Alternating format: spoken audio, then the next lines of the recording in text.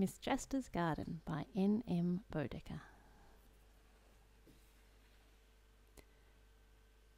In a corner of a garden overlooking the sea at Sandgate lived a small spiky animal called a hedgehog, Hedgie for short.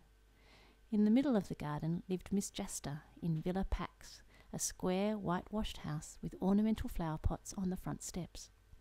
The two did not see much of each other, because Hedgie was by nature nocturnal and Miss Jaster was not. But occasionally they met just after sunset, when they both enjoyed strolling in the garden. On these occasions Miss Jaster would go back into the house and return a few minutes later with a saucer of milk, which she placed at what she hoped was the right end of the hedgehog. But hedgehogs, being the shape they are, and Miss Jaster being a little near-sighted, as often as not she put the saucer where the hedgehog's head wasn't. And Hedgie, so as not to cause distress, politely dipped his tail in the milk and pretended to drink.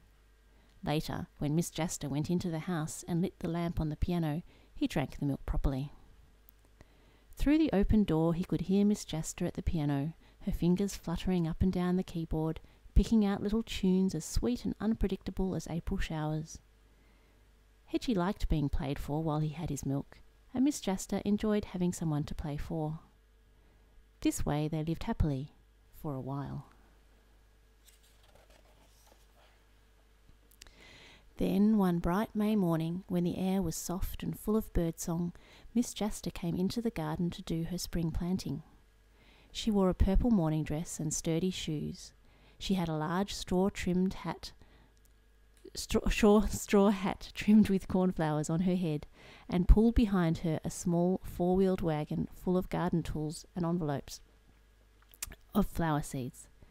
She carried a large green watering can with the letters JJ for Jessica Jaster painted on it in blue.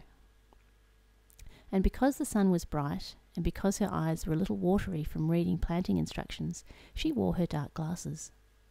These glasses made everything look brownish grey, the same colour as the empty flower bed she was about to seed, and the same colour as Hedgie, who was asleep in the middle of it.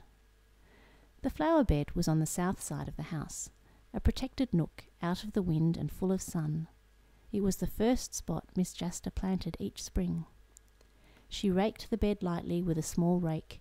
She sprinkled the seeds evenly, marigold and baby's breath and patches of sweet william.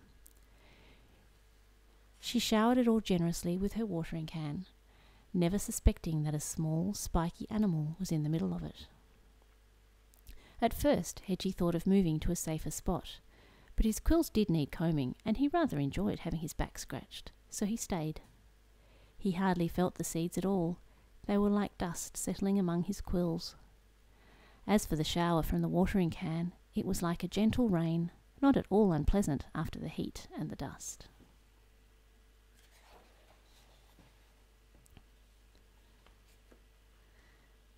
When Miss Jaster went into the house to have lunch, Hedgie went back to sleep, enjoying the most perfect dreams.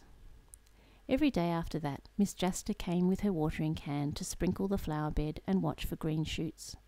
And every night Hedgie wandered through the garden, sniffing and nibbling the way hedgehogs do. But after a while, he began feeling restless. Something was happening.